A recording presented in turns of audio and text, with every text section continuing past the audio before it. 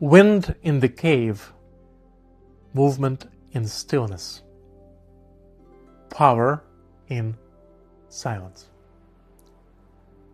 In a cave, all outer sounds are smothered by rock and earth, but this makes the sounds of one's own heartbeat and breath audible. In the same way, contemplative stillness turns us away from everyday clamor, but allows us to hear the subtle in our own lives. When listening not with the ear, but with the spirit, one can perceive this subtle sound. By entering into that sound, we enter into supreme purity.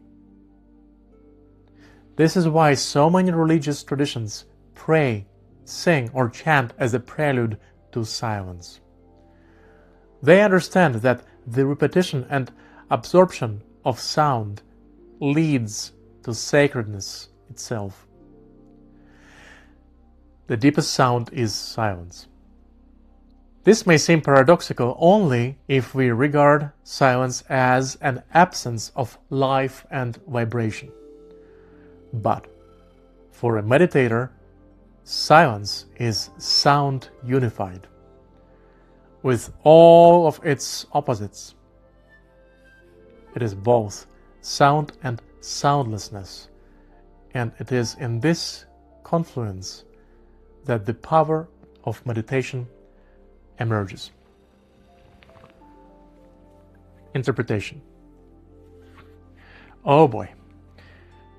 This chapter should be one of daily meditations and reminders for musicians and conductors in particular. And I can really relate to what is written in that chapter as I reflect on my two most recent rehearsals. I will focus on two things in this meditation: listening and silence. So the chapter said, when listening not with the ear but with the spirit. On a non-musical level, social interaction level, I believe this somewhat can be tied to the idea of being a good listener. When you listen to somebody attentively, taking a set of messages from the body, mimicry, gestures, and the words, instead of listening just with the ear and then planning, while doing that, what you are going to say afterwards. In conducting music ensembles, I frequently experience times when the less I focus on listening, the less I focus on verb, act, the more I can take in, the more I can absorb, perceive, and notice. Getting into that space certainly requires everything that I mentioned in the previous one or two meditations. There has to be this inner stillness, so you can be inside the experience, taking it all in. And through that, you will be more helpful to others, because your awareness is greater than if you were focusing on reminding yourself to listen. Silence. That phrase, the deepest sound is silence. Silence may be the second best thing when it comes to music or a theatric play. If I think about it, maybe it is the first best thing, depending on the music or the play perhaps. Silence is very important, that's the point.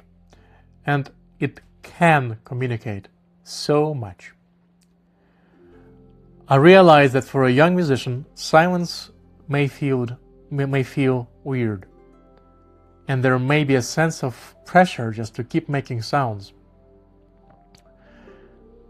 But just like a great painting or photograph needs to have an interplay between light and dark,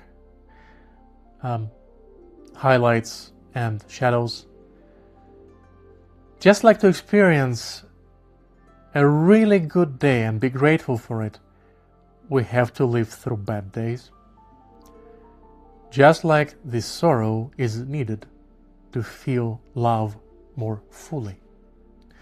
in closing, there is so much sound in this silence, especially in the world of music. There is so much life and vibration of a spirit or emotion in a silence. So I encourage you to indulge yourself in a good, deep silence every now and now.